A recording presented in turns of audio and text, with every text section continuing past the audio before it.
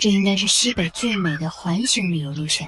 俗话说，甘肃十分美，一半在甘南。这条仅800公里的环线，沿途经过火爆的洛克之路、甘南小都护公路，串联起扎尕那、朗木寺、嘎海湖、桑科草原、甘家秘境等一众绝美风光。现在就让我们一起开始这趟绝美行程。大家可以从兰州、成都、西安任意一地出发。旅途第一站，我们抵达海拔2860米的扎古路镇，在这里休整物资，补充补给，随后正式驶入洛克之路，前往人间仙境扎尕那。这段路程全长106公里，也是整条环线最精华的自驾路段。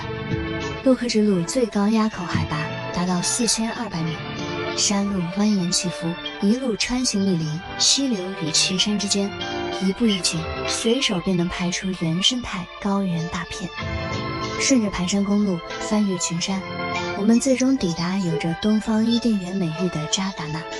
扎尕那村寨坐落于山谷坳地之中，平均海拔3100米，山间多处观景台海拔可达3400至3600米。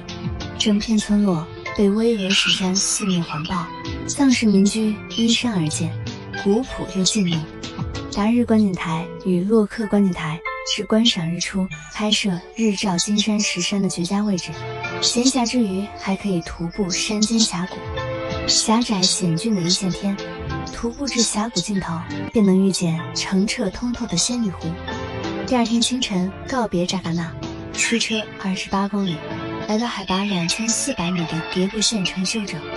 稍作停留后，继续前行，行驶120公里，便来到海拔3330米的朗木寺小镇。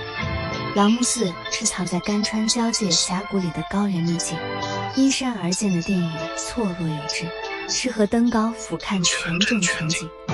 离开朗木寺，沿着辽阔草原与湿地一路前行，行车69公里，抵达海拔3600米的马曲县城。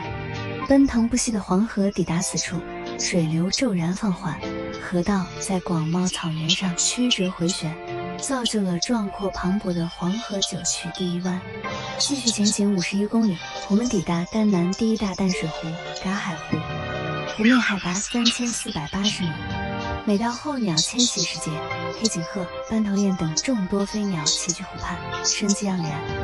从嘎海湖去往拉卜楞寺全程107公里，中途横穿桑科草原，海拔3000米的大草原一望无际，牛羊成群，可以骑马穿行花海，或是坐在草原上静待黄昏日落。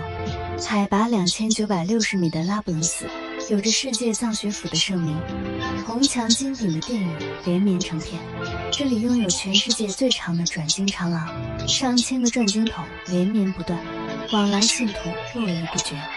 诵经声伴着高原清风，人文氛围浓厚。离开寺院，驱车30多公里，抵达海拔3100米的甘家秘境。整片区域被群山包裹，人烟稀少，原生态十足。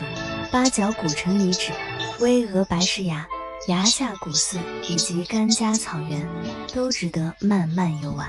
游览完毕，再行驶80多公里，抵达甘南首府合作市。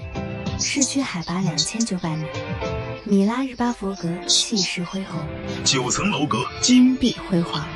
城外的当州草原与美人大草原海拔3100米，当州草原盛夏繁花似锦，美人大草原一望无际，经幡随风飘动。